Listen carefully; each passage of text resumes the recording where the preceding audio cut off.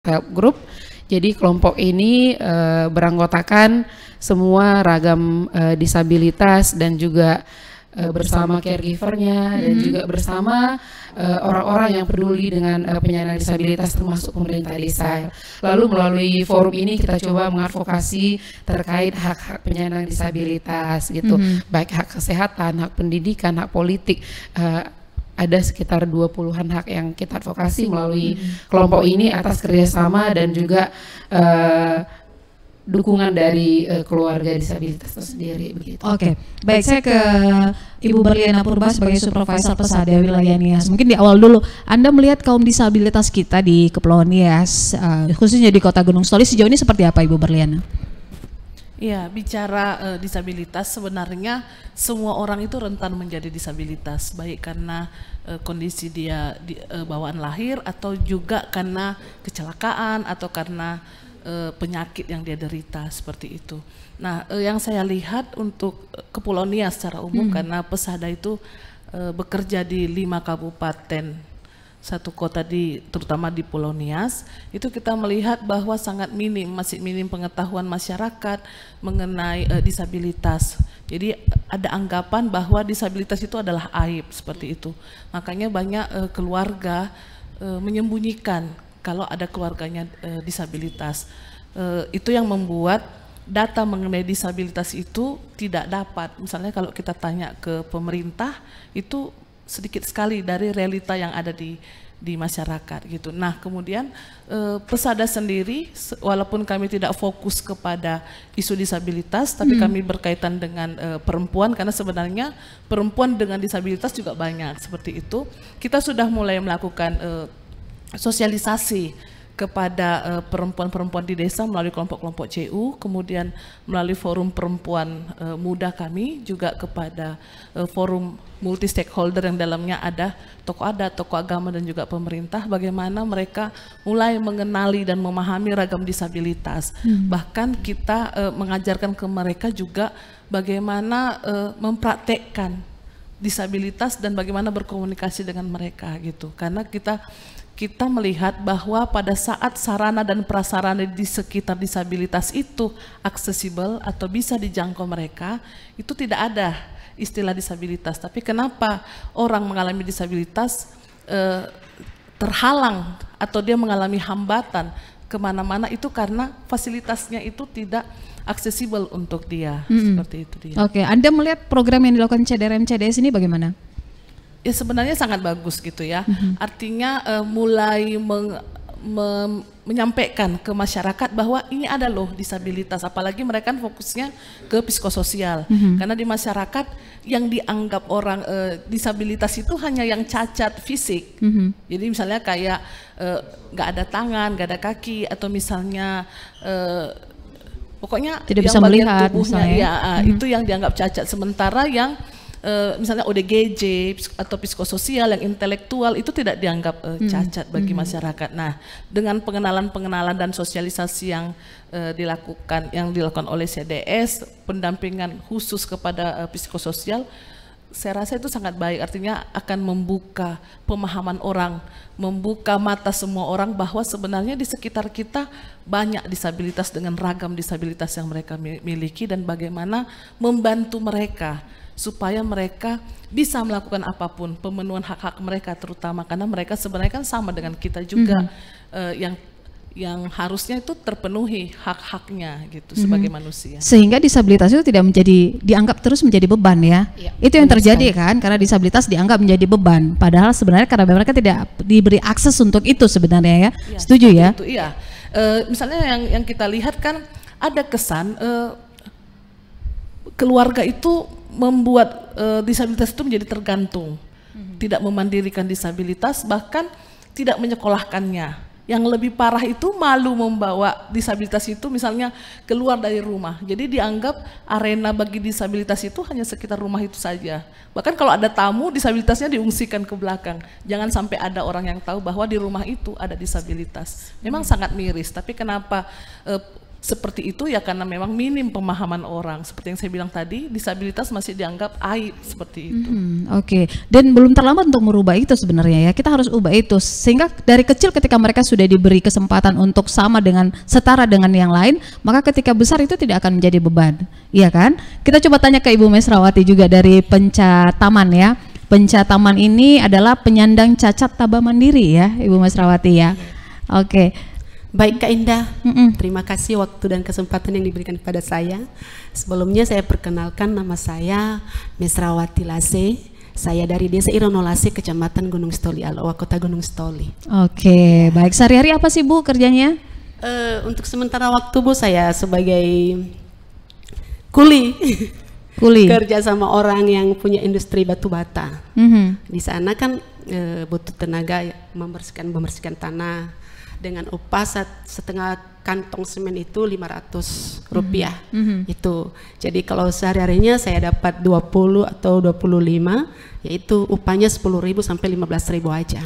Oke. Ya. Ibu Mesrawati, tadi kita dengar ya apa yang disampaikan Ibu Berliana juga seperti apa sih selama ini kaum disabilitas kita di Kepulauan Nias. Ibu Mesrawati termasuk yang merasakan hal demikian? Iya. Pada awal-awalnya saya sebagai disabilitas merasa malu, merasa minder bergabung dengan orang-orang.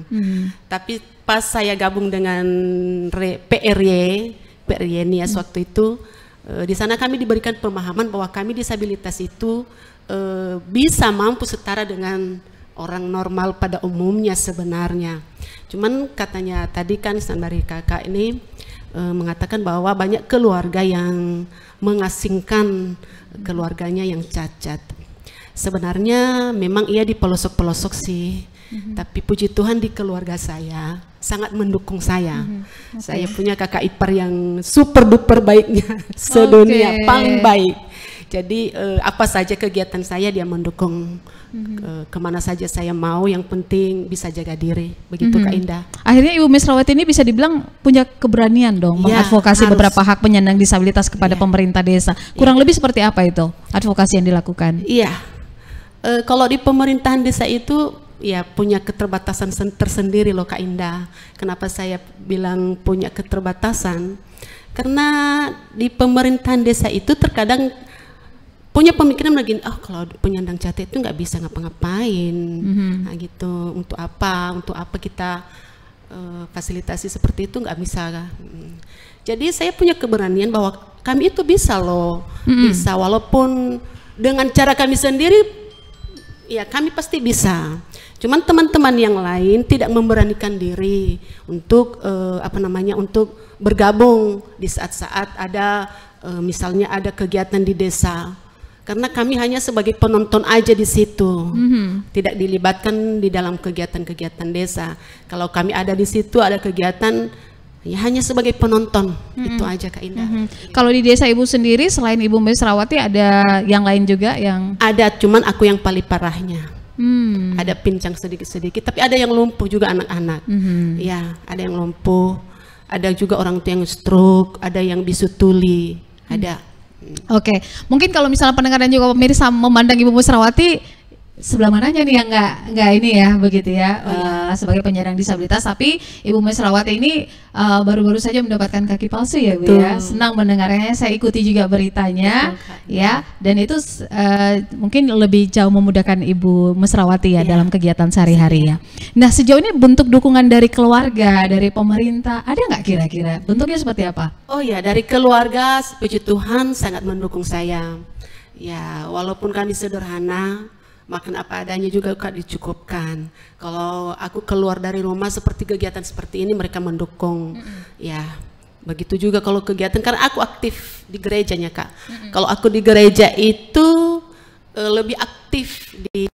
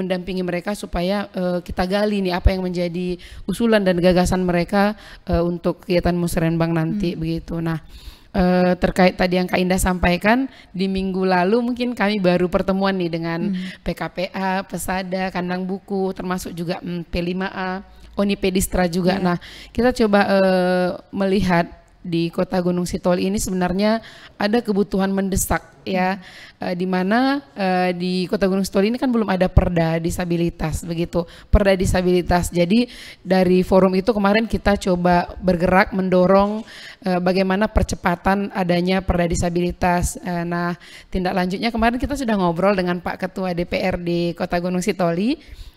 Dan kita audiensi ya bersama berdiskusi, mungkin nanti ada tindakan rencana tindak lanjut dari pertemuan itu begitu. Nah, ini sih Kak Indah sebenarnya kebutuhan kita, karena seperti di Olora itu sendiri kemarin memang mereka sudah mulai memberikan dukungan kepada disabilitas seperti yang disampaikan Kak Berliana tadi, tapi hanya permakanan. Yang kita harapkan itu kan lebih ke ini ya, ke peningkatan kapasitas mereka, bagaimana supaya mereka bisa mendapatkan pelatihan, supaya mereka bisa terampil, punya keterampilan, dan itu membuat mereka bisa mandiri begitu.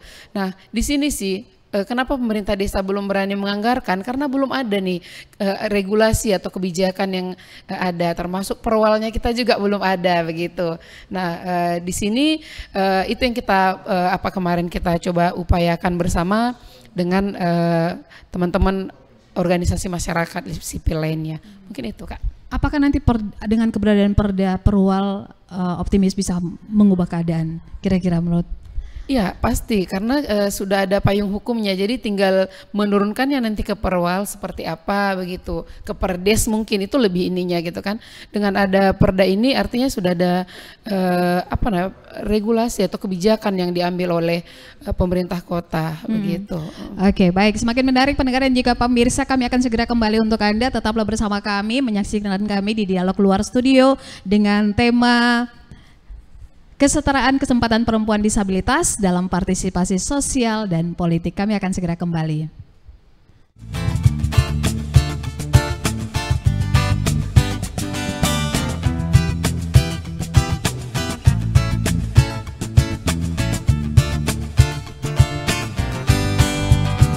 Biarkan aku jadi sesuatu yang berarti untukmu, tapi tidak sesaat. Biarkan aku jadi tempat untuk bersandar di saat kau terburuk rapuh. Jangan sampai kau lemah, ku yakin kau pasti bisa bangkit. Jangan anggap kau sendiri, hadapi, ada aku di sini. Walau dia kini telah lama di hidupmu, namun sampai kini bahagiakan kamu. Lupakan semuanya, tinggalkan saja, percuma. Bukalah matamu selebar dunia ini, rasakan banyak orang yang peduli. Jangan ingat lagi, jangan kau sesali, ada aku di sini.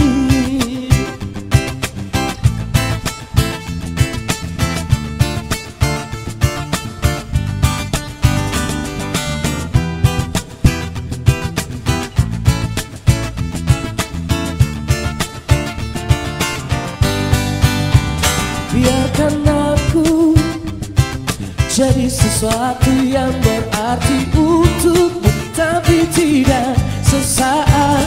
Biarkan aku jadi tempat untuk bersandar di saat kau terpuruk rapuh. Jangan sampai kau lemah, ku yakin kau pasti bisa bangkit. Jangan anggap kau sendiri, hadapi, ada aku di sini. Walau dia kini telah lama di hidupmu, namun sampai kini bahagiakan kamu. Lupakan semuanya, tinggalkan saja, percuma. Bukalah matamu, selebar dunia ini, dan rasakan banyak orang yang peduli. Jangan ingat lagi, jangan kau sesali, ada aku di sini. Walau dia kini telah lama di hidupmu, namun sampai kini bahagiakan kamu. Lupakan semuanya, tinggalkan saja, percuma. Iya, terima kasih pendengar dan juga pemirsa masih setia menyaksikan kami Dialog Luar Studio dari Caritas Cafe dengan tema kesetaraan kesempatan perempuan disabilitas dalam partisipasi sosial dan juga politik.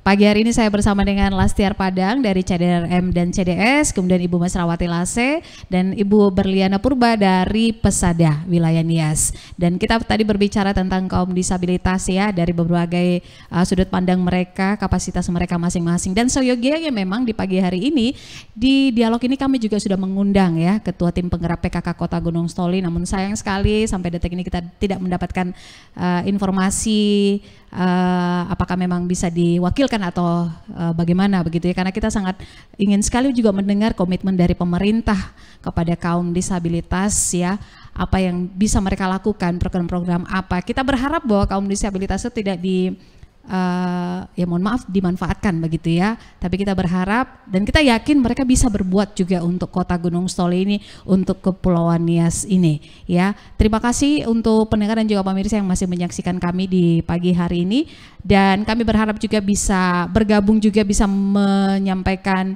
sumbangsi, saran, pemikiran juga usul kepada kita di pagi hari ini, dan mudah-mudahan ini juga bisa menjadi bahan diskusi bersama nanti ke depannya begitu. Saya masih dengan Ibu Mesrawati Lase. Sedikit saja kondisi seperti ini dari lahir atau bagaimana? Bukan Bu, ini baru diamputasi tahun 2020, Januari 2020. Karena infeksi tulang.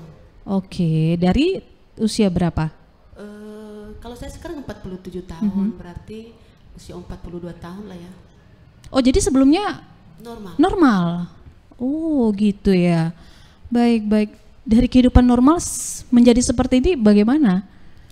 Ya bersyukur, bersyukur aja Kak Indah, karena itu sudah seizin Tuhan ya, bersyukur aja, itu aja. Oke, baik ya, tidak berarti dunia jadi runtuh gara-gara itu ya. Boleh itu. Tetap fight gitu ya. Oke, baik, terima kasih ya. Nah, sejauh ini kalau di desa sendiri ya, apa sih yang mungkin Ibu Mesrawati ketahui atau mungkin yang sudah dilakukan sendiri begitu ya untuk terlibat dalam hal pembangunan di desa kira-kira? Masih belum. Sama sekali belum? Sama sekali belum. Tidak mau atau tidak diberi kesempatan atau bagaimana? Ya tidak diberi kesempatan lah. Tapi kalau saya ini jadi kepala desa, saya tanya, emang Ibu mau bisa jadi apa gitu? Iya. Kalau saya jadi kepala desa nih, kan karena nggak dikasih kesempatan, ya udah saya kasih kesempatan, emang bisa apa gitu? Ya, gimana ya Kak Indah? Sebenarnya saya punya keterampilan khusus kan, punya keterampilan. Seperti? Misalnya memasak, buat kue. Oh, oke. Jadi di pihak desa itu saya bukan menyudutkan ya. Soalnya kalau ada pelatihan-pelatihan di desa malah mengundang orang lain untuk jadi pelatih. Nah, padahal di desa kami sendiri itu ada yang bisa sebenarnya, tapi tidak dimanfaatkan, itu aja. Udah pernah menyuarakan misalnya? Nah itu kehidupan di desa ya. Kalau kita menyuarakan kita malah dibenci. Gitu ya? Itu ya, kita dibenci, bukan hanya 1-2 orang yang benci kita. Jadi hampir yang tidak maulah seperti itu, tidak mau kerja sama-sama kita, yang mereka membenci kita. Artinya kayak Ibu Mesrawati merasakan nggak misalnya seperti semacam diskriminasi atau ada stigma dari masyarakat kepada perempuan disabilitas ini Ibu di desa Ibu? Ya sedikit ada perasaan seperti itu. Ya, perasaannya diabaikan, disepelekan. Sehingga mungkin terbatas akhirnya di kegiatan-kegiatan sosial ya? Terbatas, sangat terbatas. Oke, baik. Jadi tapi ada usaha kan untuk terus terlibat begitu? Tidak akhirnya ya udah deh kalau memang nggak bisa ya udah. Ya memang hati saya meronta-ronta ya. Mau Karena juga pernah menikmati sebagai seorang manusia yang utuh sebelumnya begitu ya. Iya. Ada perbedaan nggak dari ketika Banyak perbedaannya. yang diterima dirasakan Iya, setelah sudah seperti ini? Banyak perbedaannya, cuman saya mencoba menerima dengan ikhlas aja. Ya, saya tidak mau ambil pusing karena saya nggak mau bawa penyakit lain lagi di tubuh saya. Kalau saya terlalu memaksakan diri, nanti saya lebih dibenci lagi. Makanya saya nggak mau memaksakan diri. Oke, tapi misalnya Ibu Lastiar sama Bu Berliana, kalau tadi kan kita berharap kita harus terus menyuarakan tentang kebutuhan kaum disabilitas ini. Tapi kalau apa memang harus kaum disabilitas sendiri yang juga bersuara gitu? Bukan kita, tapi mereka yang harus bersuara. Menurut kalian bagaimana? Iya, kalau menurut kita itu bagaimana kita bisa menyuarakan apa yang menjadi kebutuhan mereka tanpa melibatkan mereka, itu omong kosong gitu. Karena yang mengetahui apa yang menjadi kebutuhan mereka, yang merasakan itu kan mereka sendiri. Jadi kita punya bukan slogan ya, itu tidak ada yang boleh ditinggalkan. Jadi inklusi itu kan melibatkan semuanya. Ketika kita bicara disabilitas ya disabilitasnya harus ada gitu Kak Indah. Jadi seperti Kak Mesra sendiri kan bagaimana situasinya kan dia sendiri yang tahu di desa begitu. Nah dia coba menyampaikan menjadi kebutuhannya itu melalui desa, melalui kalau di kelompok kami itu ya melalui forum SHG tadi gitu. Mereka harus terlibat aktif, bukan hanya terlibat datang sebagai peserta, tapi mereka harus terlibat aktif begitu. Itu dia sih kalau menurut kami. Tidak ada cerita tentang disabilitas tanpa melibatkan disabilitas. Tanpa mereka juga berjuang untuk itu. Ibu Berliana? Iya, sebenarnya disabilitas, lansia, perempuan, anak itu kan termasuk kelompok rentan yang seharusnya ada affirmative action, perlakuan khusus sementara. Kenapa? Karena kelompok-kelompok yang saya bilang tadi belum setara sebenarnya dengan laki-laki dan juga dengan apalagi dengan kondisi disabilitas yang berbeda dengan non disabilitas seperti itu.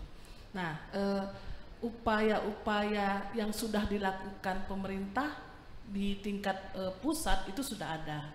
Tadi sudah saya sebutkan, ada Undang-Undang Nomor 7 mengenai penghapusan segala bentuk diskriminasi, ada Undang-Undang Nomor 8 tahun 2016 tentang disabilitas, banyak lagi undang-undang. Tetapi kemudian belum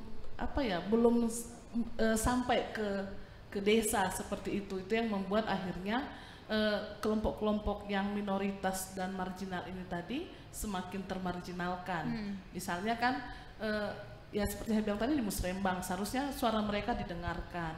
Kemudian tadi Kak Mesra bilang aku punya keahlian seperti itu.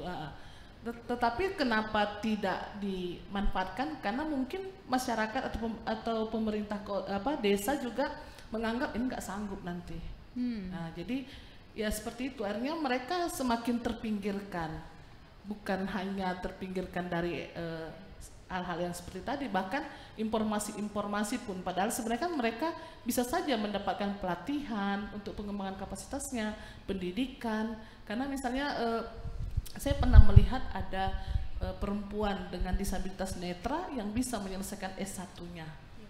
Nah, kenapa yang lain tidak bisa seperti itu? Jadi sepanjang ada dukungan yang cukup kuat dari keluarga inti, dari pemerintah, saya yakin semua perempuan dengan disabilitas atau orang-orang dengan disabilitas apapun disabilitasnya pasti bisa mendapatkan haknya sebagai manusia dan juga khususnya sebagai perempuan dengan disabilitas.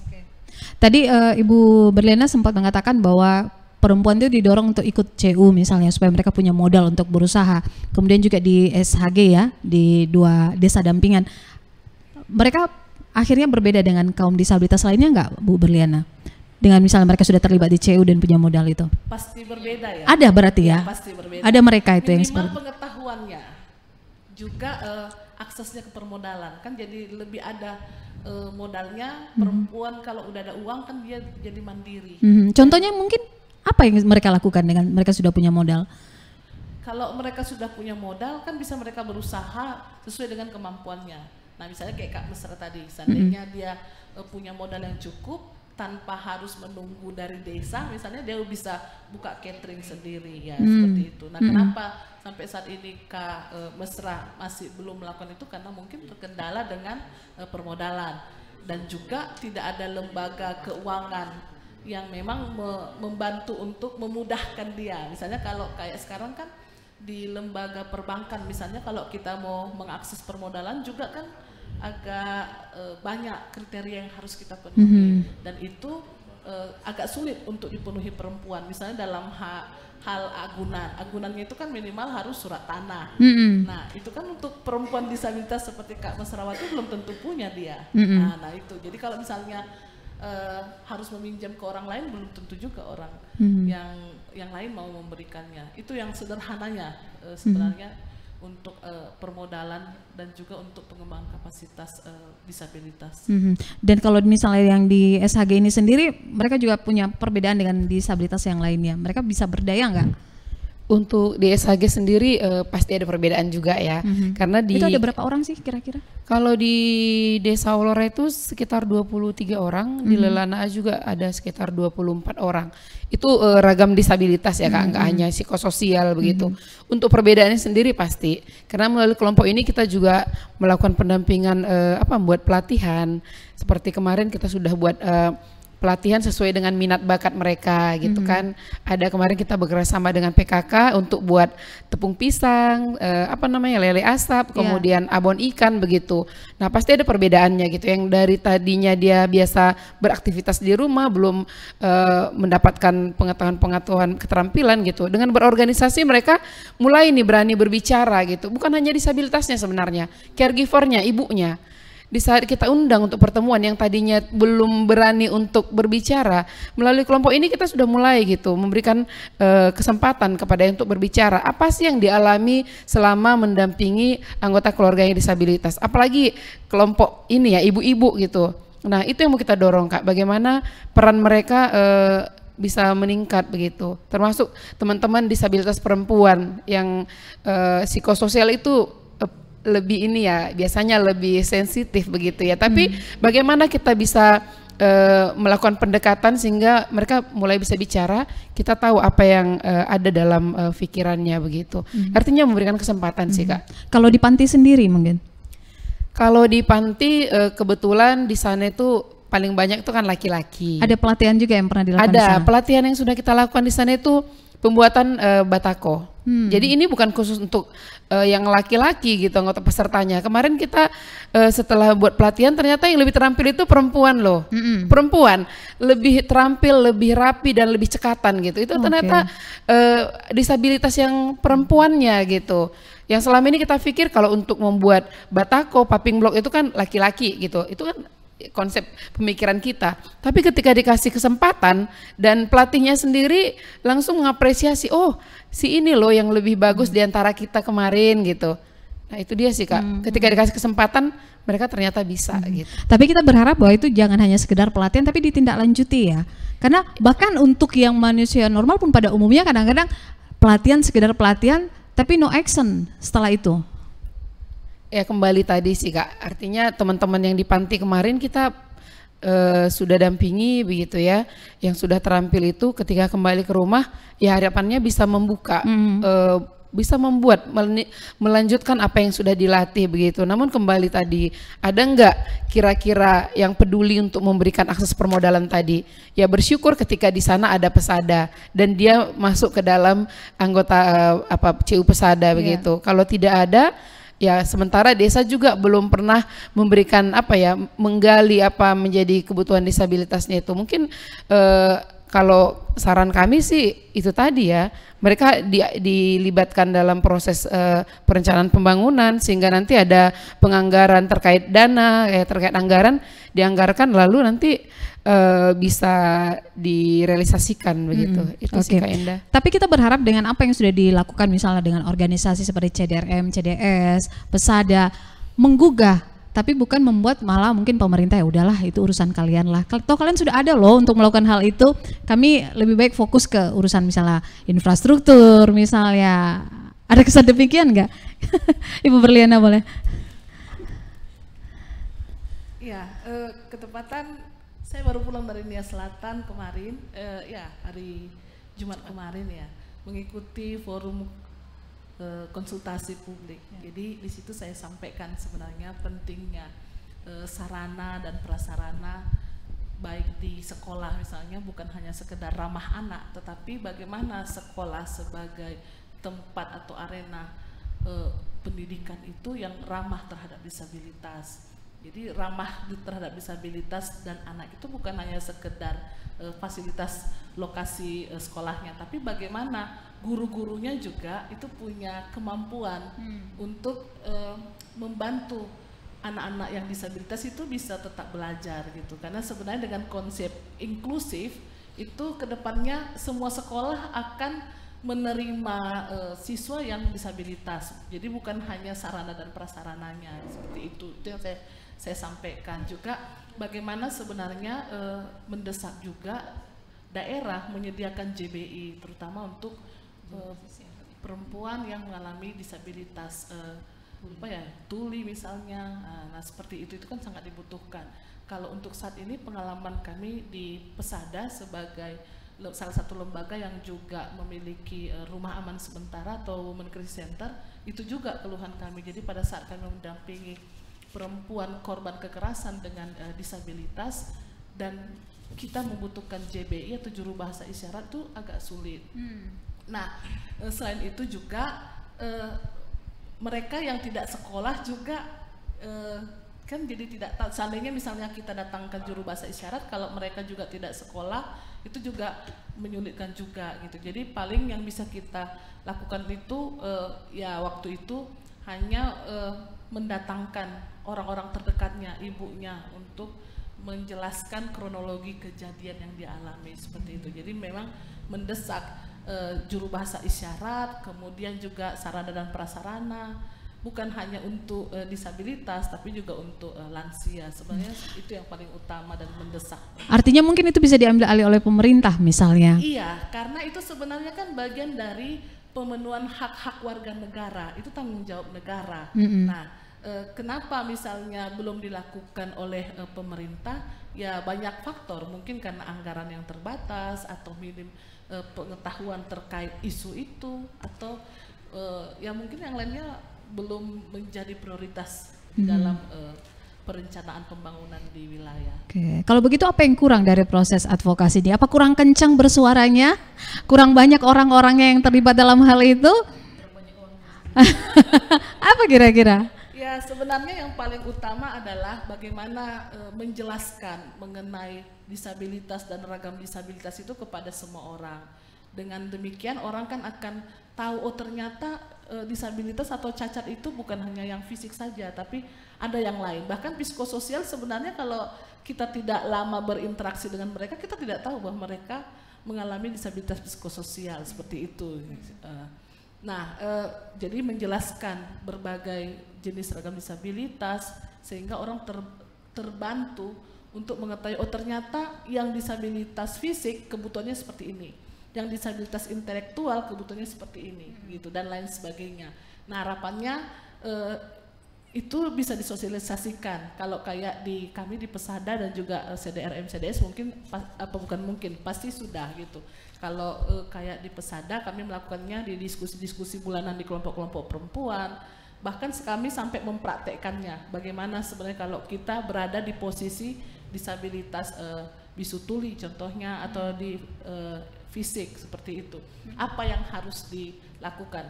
Nah jadi dari diskusi-diskusi itu akhirnya mereka tahu, oh ternyata tangga-tangga itu yang di rumah yang keren-keren itu yang agak-agak tinggi itu tidak ramah terhadap disabilitas fisik seperti itu.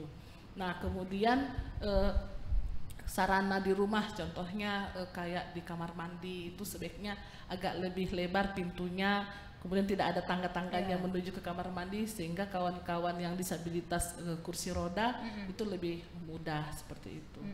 Itu sih yang sudah kami mulai sosialisasi. Ada yang mau ditambahkan? Silakan. Ya, mungkin kalau dari kami ini kita bicarakan Hari Perempuan Hari Perempuan Internasional gitu ya. Terus secara khusus kepada teman-teman perempuan disabilitas ini, bagaimana mereka sudah mulai diperhitungkan begitu, baik di desa dan juga termasuk mengambil keputusan begitu ya. Nah, kalau kami sendiri sih Kak berharap bagaimana teman-teman perempuan disabilitas ini mulai nih bisa didorong supaya nanti ke depannya bisa menduduki posisi-posisi strategis ya, kayak mulai mungkin di kelompok dulu. Kak Mesra tadi bilang dia sudah menjadi bendahara gitu ya. Nah itu di kelompok, di tingkat desa mungkin ya mulai dilibatkanlah sebagai perangkat desa, kepala dusun mungkin, atau di posisi-posisi lain. Dan kita nggak lupa juga kan ada organisasi PKK yang kuat di Kota Gunung Sitoli yang punya anggaran besar gitu kan. Harapannya sih bagaimana juga organisasi atau lembaga yang ada di kota ataupun di desa ini mulai punya mulai memikirkan program-programnya yang sensitif dengan isu disabilitas. Jadi program-program mereka itu tersentuhlah dengan isu disabilitas. Kita nggak minta ada program khusus hanya untuk yang pesertanya itu disabilitas semua, enggak gitu. Tapi bagaimana program yang sudah ada itu melibatkan penyandang disabilitas secara khusus, teman-teman perempuan disabilitas. Itu sih Kak Indah. Atau juga bantuan-bantuan yang diberikan sekali lagi itu harus semestinya itu melihat kebutuhan ragam disabilitas kan karena berbeda-beda gitu ya. Seperti Ibu Mesrawati sendiri, kalau saya tanya sekarang dapat bantuan sosial nggak Ibu Mesrawati? Iya. Masih dapat Kak BPNT. Jadi kemarin pendamping PKH desa telepon saya, katanya Kak tolong cek kartu BPNT-mu, PKH-mu udah masuk.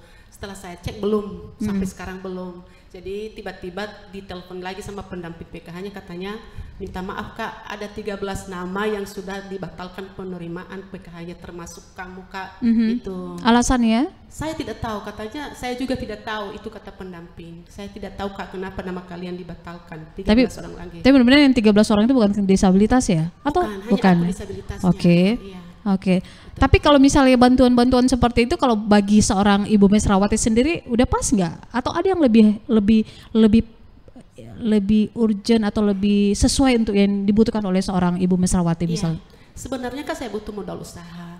Dulu waktu kaki saya baru diamputasi pulang dari rumah sakit, saya berpikir apa yang harus saya kerjakan. Saya coba buat kue pas corona. Saya buat kue, laris Kak kue saya. Karena orang sudah duluan mengenal ya. Jadi waktu itu ada yang mau nganter-nganter ke rumah-rumah orang, karena sekarang kan udah serba COD. Nah di situ kendala kami sebagai disabilitas. Pas ada menantu kakak ipar saya, dia mengantar-ngantar waktu itu karena libur sekolah, kebetulan dia mengajar juga di SMK 1 Dangkabo. Jadi dia mengantar, kalau ada yang pesan dia mengantar. Sekarang udah aktif sekolah, nggak ada yang mengantar. Saya mau buat kue lagi, yaitu orang-orang sekarang serba COD, antarlah 10.000, antarlah 20.000. Jadi di situ kami sebagai disabilitas terbentur di mobilitasi itu Kak. Itu. Kira-kira apa yang terbersit, mungkin apa solusinya kalau begitu? Ya sampai sekarang masih belum ada terbersit apa solusi itu Kak. Soalnya sampai sekarang kan COD itu tetap berlaku, beli apa saja, beli sayur COD, beli serba COD lah, beli ikan di pasar aja COD. Delivery ya, bisa diantar langsung ke konsumen begitu ya. Oke, ini mumpung kita jarang-jarang bisa kumpul kayak gini, mudah-mudahan bisa didengarkan sama oleh pemerintah daerah juga. Mungkin sebagai seorang penyandang disabilitas, mungkin apa sih harapannya kepada pemerintah, Ibu Mesrawati? Ya. Harapan kami sebagai disabilitas, mungkin teman-teman saya yang ada di luar sana juga berharap sama seperti saya, mengharapkan pembinaan-pembinaan, pelatihan-pelatihan, kepercayaan mungkin juga ya. Dulu menerapkan kepercayaan diri dulu kepada masyarakat, kepada disabilitas pada umumnya. Terus kami berharap juga melibatkan dalam segala hal, ya, supaya disabilitas itu bisa berkembang. Nah, terus saya pesan juga sama saudara-saudara saya disabilitas dimanapun berada, mari kita bangkit. Jadi juga kepada orang tua jangan menyembunyikan anaknya yang sudah disabilitas, supaya karena tidak selamanya orang tua ada di samping kita, tidak selamanya saudara ada di samping kita, ada saatnya kita hidup sendiri. Jadi kalau nanti udah mandiri, ya bisa sedikit bisa lepas dari ketergantungan. Oke, baik. Kalau dari Ibu Lastiar, apa yang bisa disampaikan harapannya terakhir ini kepada pendengar pemirsa kita? Ya, harapannya pertama kepada teman-teman penyandang disabilitas, mungkin bisa mengikuti jejaknya Kak Mesrawati. Pertama, artinya sudah memiliki rasa percaya diri dan mulai mandiri. Kemudian kepada pendamping atau keluarga, artinya tidak semua juga keluarga penyandang disabilitas perempuan seperti yang keluarganya Kak Mesra begitu. Jadi untuk keluarganya mari kita berikan kesempatan kepada mereka dan lihat kemana peluang minat bakat mereka, ayo kita dukung begitu. Kemudian kepada pemerintah seperti yang saya sampaikan tadi, harapannya bagaimana usulan-usulan dari teman-teman penyandang disabilitas itu bisa dianggarkan dan dimuat ke dalam program-programnya, baik di pemerintah desa, di kecamatan maupun di tingkat kota. Itu saja dari saya, Kak Indah. Oke, Ibu Berliana silakan. Ya, dari saya sebenarnya disabilitas itu sama dengan manusia lainnya yang non disabilitas. Jadi bagaimana mereka terpenuhi hak-haknya sebagai manusia, sebagai perempuan, bukan hanya hak diperlakukan, dihargai, tetapi bagaimana juga mereka bisa berproses, berpolitik. Bahkan tadi Lastiar bilang mimpi CDRM, CDS itu adalah bagaimana muncul pemimpin-pemimpin dari disabilitas. Jadi sebenarnya itu juga tujuan yang kita harapkan. Jadi menuju ke sana kan butuh peningkatan kapasitas untuk disabilitas agar mereka juga sama dan setara dengan yang bukan disabilitas. Jadi memang mendesak semua orang bisa bergandengan tangan, baik masyarakat maupun pemerintah bersama-sama membantu mempercepat agar wilayah kita, Kota Gunung Stoli, Pulau Nias ini aksesibel terhadap orang-orang disabilitas dan kelompok rentan. Ya. Itu saja, makasih. Oke, baik. Terima kasih untuk Ibu Lastiar. Terima kasih juga untuk Ibu Mesra, Ibu Berliana juga terima kasih sudah berbagi cerita juga di pagi hari ini. Jadi apa yang kita obrolkan pagi hari ini, kita berharap itu bisa tercapai seperti yang kita menjadi tema acara kita adalah kesetaraan, kesempatan perempuan disabilitas dan dalam partisipasi sosial dan konon lagi politik ya. Kita berharap, dan itu saya pikir bukan sesuatu yang tidak mungkin gitu ya. Kalau diusahakan secara bersama-sama khususnya dari para penyandang disabilitas, kita percaya itu pasti mungkin suatu saat nanti. Karena di luar daerah dari Kepulauan Nias kita melihat juga ada orang-orang yang punya peranan penting, duduk di posisi-posisi strategis, mereka bisa. Kenapa kita tidak bisa di sini? Jadi sekali lagi terima kasih untuk organisasi yang sudah berdaya upaya untuk melakukan yang terbaik kepada penyandang disabilitas dan seluruh juga kaum disabilitas yang mungkin menyaksikan juga acara ini. Semangat ya, semangat selalu. Oke, dan saya mewakili seluruh kerabat kerja juga yang bertugas, Indah Febrianti Bulele, sekali lagi mengucapkan terima kasih banyak kepada pendengar juga pemirsa yang menyaksikan acara ini. Dan walaupun sedikit terlambat tapi tidak ada salahnya kita ucapkan sekali lagi ya, selamat Hari Perempuan Internasional. Terima kasih, sampai jumpa. Ya ahowu.